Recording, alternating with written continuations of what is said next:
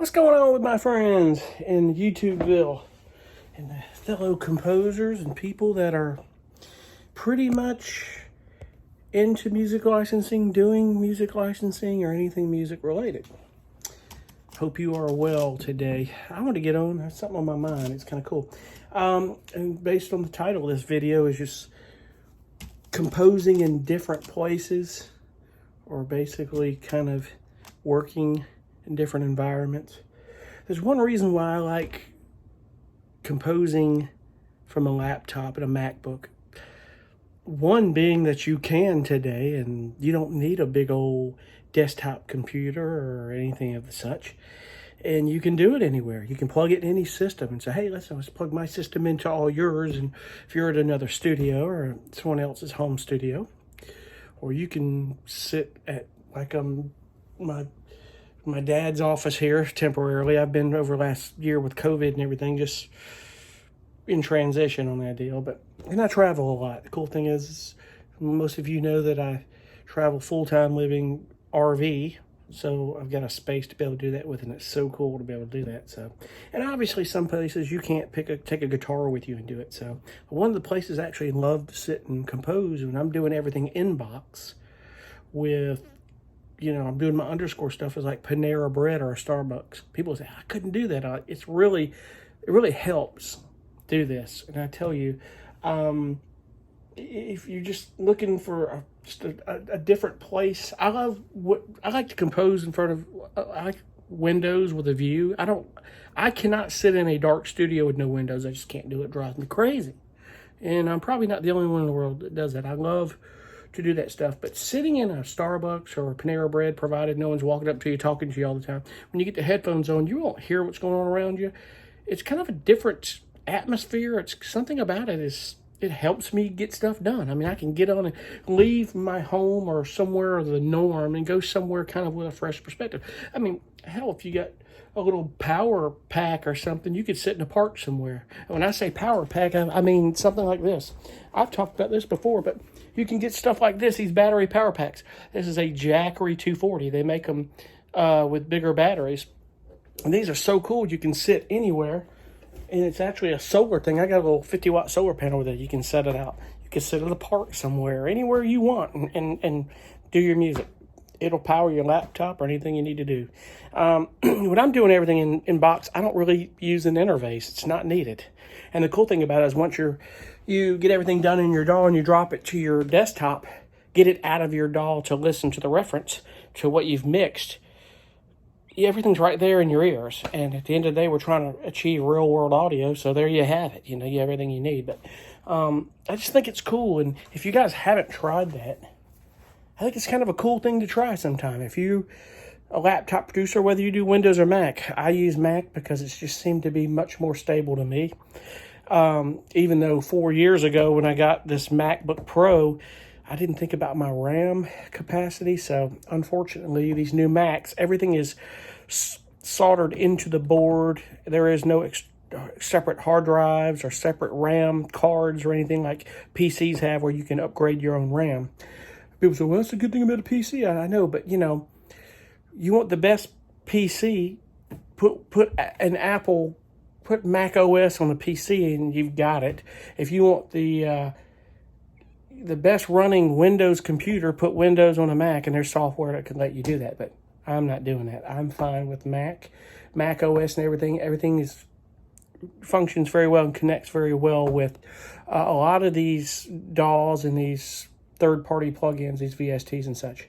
I'm not going to say all of them because even I use Reason, and there's some plugins that are not showing up, and I don't know what's going on. So, yes, Reason needs to improve their third-party VST support a little bit better. I don't know if Reason's full on. That may be in Reason 12. It might be their new update is to improve upon the VST3 stuff because it just drives me crazy. But, I don't mind. I've gotten to the point where I don't mind going over to PreSonus Studio One Pro. I love it. If I was not using Reason, PreSonus Studio One Pro would be my DAW. I love that DAW. There's so much to it. And the drag and drop and everything about it. There's no latency. There's CPU. Listen, those guys over in Germany for PreSonus, there is some mojo in Studio One where the latency and CPU your processing speed. It's amazing. I mean, you can load up VSTs, and it's just, for the most part, if your computer is on par. And I only have 16 megabytes of RAM, to tell you. It doesn't stall it, really. I can run a bunch of Native Instruments stuff that is very CPU heavy. Oh my gosh, the processing on those plugins, there's so much to it. It's heavy, and my content's on a solid state hard drive, so it takes a little bit more to process it when you have to pull it from an external hard drive. So but I'm going to have to upgrade this next year, my computer. I hate that. It could be another $4,000 or $5,000, but I need more RAM, and so the reason why I've got to upgrade, and probably more hard drive, because the 2 terabytes on this, I probably have 150 gig left on it. That's why I've had to, people say, well, you don't have to go with 4 terabyte of hard drive. Just put all your content on external hard drive. Well, you're going to have to get a 4 terabyte external hard drive. So why not just, have a computer with the right amount of hard drive space? But what I will probably do is just continue to always put my content on external hard drive. As it stands, I'm going to have to get a bigger external hard drive. Oh my gosh, to a 4 terabyte, because there's a 2 terabyte, and I've used the bulk of that. So, needless to say that if I could go back and do it all over again, I probably wouldn't have bought some of the plugins I did buy, because some of it's impulse buying, but some of it I don't use, and I use other things, and I start going, okay, I get it.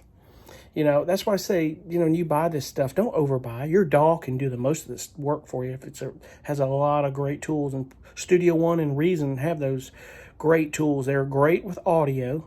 Unlike, FL Studio is incredible. I mean, if you do hip-hop or EDM, that's great. But with audio, I don't feel that it's as good as Studio One or Reason or maybe Logic Pro.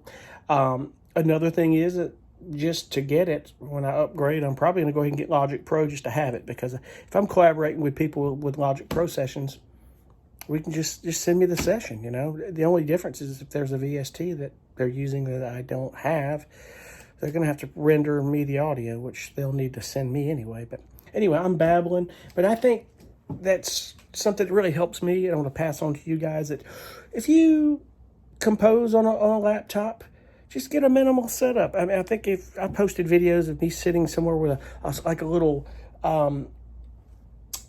mini LPK25, this little keyboard here. I mean, I've got this one right here, which will fit in your bag. It's a CME X Keys 25 key. It's so cool. But I've got something smaller. It's my my LPK 25, and y'all have seen these before. It fits in the bag. If I can grab it, it would be great.